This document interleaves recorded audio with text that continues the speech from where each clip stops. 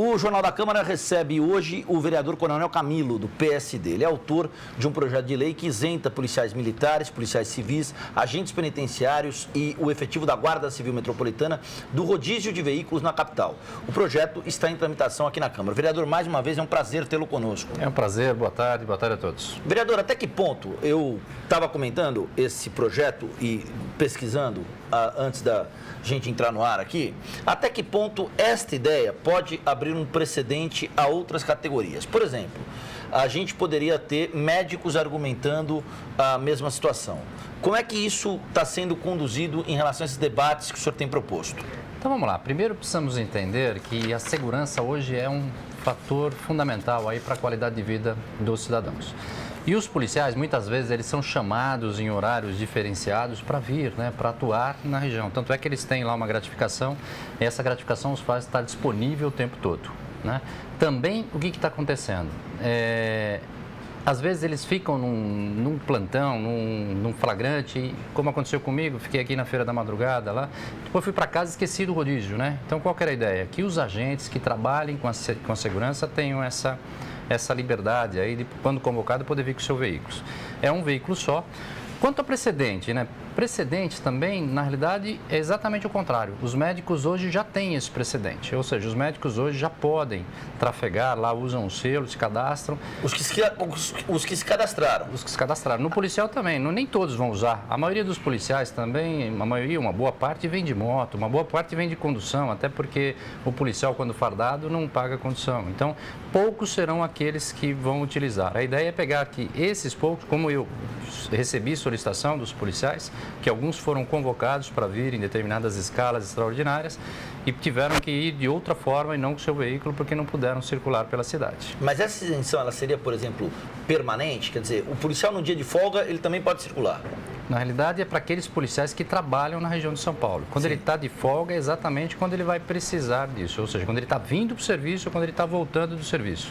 Então, a ideia é pegar esse público e, ao mesmo tempo, teríamos mais policiais no horário de pico aí circulando pela cidade. O efetivo é pequeno, o número de policiais que vem aqui para a capital, para trabalhar, que estão na capital, é pequeno. Quanto, mais ou menos? Olha, nós calculamos aí que não chegam a 1.000 policiais que vão estar nessa situação. São 23 mil policiais aqui da cidade de São Paulo, mas acreditamos aí que pelos turnos de serviço, pela escala, e levando em consideração aqueles que vêm de moto, aqueles que usam transportes públicos, e aqueles que também não utilizarão, o veículo naquele momento, porque muitos vêm em horários diferenciados, então seria um público muito pequeno que vai fazer aí utilização desse benefício, que é para reconhecer o trabalho, desse agente que trabalha com a segurança na cidade de São Paulo.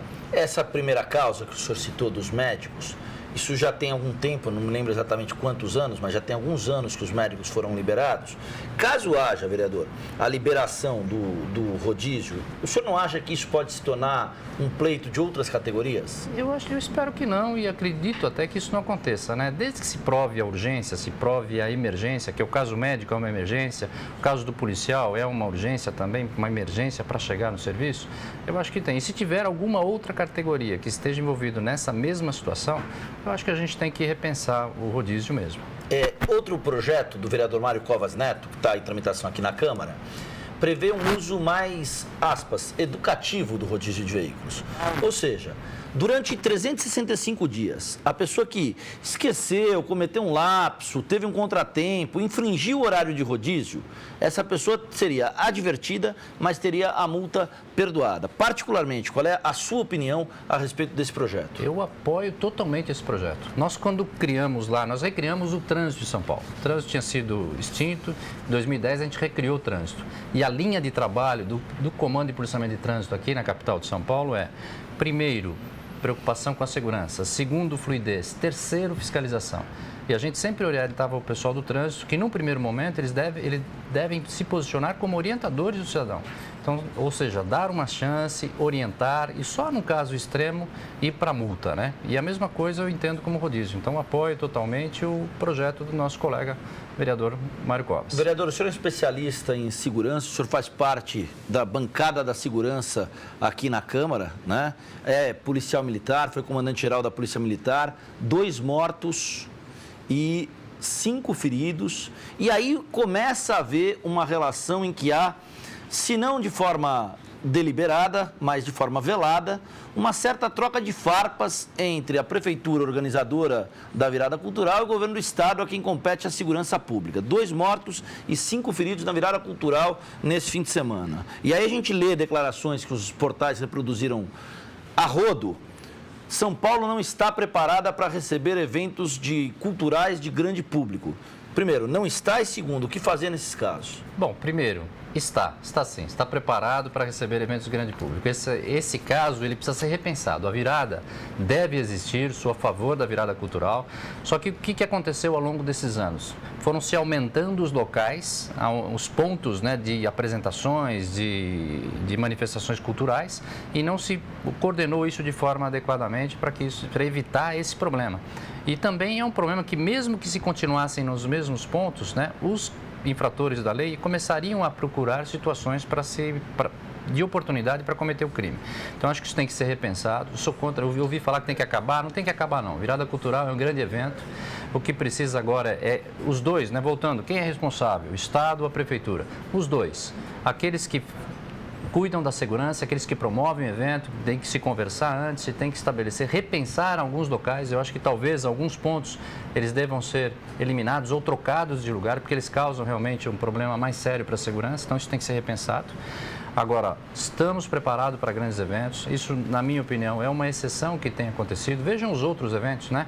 Parada do Orgulho, Fórmula 1, Fórmula Indy, São Silvestre, Marcha para Jesus. Tem uma série de eventos com uma grande quantidade de público, fora os eventos de futebol que nós temos aí com muita Mas na Marcha para Jesus, público. será que as pessoas vão para bater carteira, como foram na virada cultural? Então, mas na virada cultural também era um lugar para só fazer isso? Não, é um lugar de diversão, né? Me chamou a atenção, vereador, ontem à noite estava assistindo televisão. Me chamou a atenção, por exemplo, o Fantástico da TV Globo, com um VT fechando quase o programa, com um VT em que mostrava a atuação dos batedores de carteira, né? Os caras lá algemados, de costas para a câmera, aquela coisa toda. Aí você liga a televisão hoje cedo, olha, a virada cultural foi isso. E aí não estamos falando só da cobertura da Globo, não, até porque eu acho que tem mais é que mostrar mesmo o que aconteceu. Mas, em síntese, é um recorte de um problema que envolve muito mais uma atuação do Estado. A segurança pública é uma atribuição preliminarmente do Estado. A promotora do evento é a Prefeitura. Sim, e como fazer esse impasse? Tem que conversar, tem que sentar e conversar. Não dá para eximir responsabilidade nenhum dos dois. Prefeitura é responsável, é promotora do evento, ela que está promovendo isso, ela que mantém os bares das cidades abertos aí 24 horas, os locais de eventos, cadastram e dá autorização para que os eventos aconteçam. Então não dá para jogar a responsabilidade no Estado nesse momento. Também não dá para esquivar o Estado, que é o responsável pela segurança pública. O senhor viu o que aconteceu tem que com o Suplicy? sentar. Então, o senador Eduardo Suplicy foi assaltado ao chegar na virada cultural no sábado. Lá pelas tantas, o senador Eduardo Suplicy subiu no palco e disse o seguinte: olha, eu só precisava do meu documento, da minha a carteira e o dinheiro, tudo bem, mas os documentos eu precisava muito. Aí depois acabou recuperando. Acabou recuperando. Então, mas veja bem, em alguns eventos, as pessoas que participam do evento acabam até se cuidando mais. Por que na Marcha do Jesus não tem? Porque ali no meio, um estranho, ele é plenamente identificado e as pessoas, né, têm um pertencimento muito grande. Então, isso precisa acontecer nos outros eventos. Por que às vezes a própria parada, outros eventos não tem? Apesar que a parada tem. A parada nós temos muito problema, aí precisamos repensar também como é feito. A parada, o consumo de bebida alcoólica na parada do orgulho gay é muito... Os casos de atendimento naquelas tendas que são montadas ali, que inclusive tem o pessoal da Polícia Militar e do Corpo de Bombeiros. Polícia Militar, nesses eventos, chega a criar verdadeiros hospitais de campanha para atender os jovens que fazem uso em excesso do álcool. E na virada é a mesma coisa. O que é a virada? É shows pela cidade toda e as pessoas tomando bebida alcoólica e às vezes até misturada, que acaba se vendendo por ali, né? Que aí também é um problema da Prefeitura, né? Então, para ver como não dá para excluir ninguém. Mas, resultado, nós devemos sim organizar, repensar cada ponto, estudar cada caso, né, para promover eventos para que a população possa se divertir. Né? Nós temos que criar. Tenho 3 filhos. E vem para a virada. O senhor deixaria os seus filhos ir para a virada? Deixo, não só deixo como vem. Né? O mais velho sempre vem. Esse ano não veio. Todos os anos ele acabou vindo aí para a virada. Devemos sim melhorar o evento. Precisamos melhorar. Não pode chegar a esse ponto que aconteceu aí com esses casos fatais. Isso, sem dúvida nenhuma, não deve acontecer. Vamos repensar. E o que a Câmara pode fazer nesse sentido? Nessa ideia é sentar, trazer essa experiência que alguns vereadores têm com isso, né, com a área de segurança, sentar com o Poder Executivo, né? Não é necessário aqui um projeto de lei, não é nada disso. O que precisa agora é cada um fazer a sua parte. Organização. Organização. Quanto ao comércio regular, venda de bebida alcoólica, que são aqueles vinhos lá misturados, e até estabelecer os pontos Vinhos que onde... sabe Deus de onde vieram, né, vereador? É uma mistura que ninguém sabe de onde veio. Deus. E o que é mais importante, né? Os pais, as pessoas que estão nos assistindo aí, os jovens consomem essa bebida que eles não sabem nem de onde vem.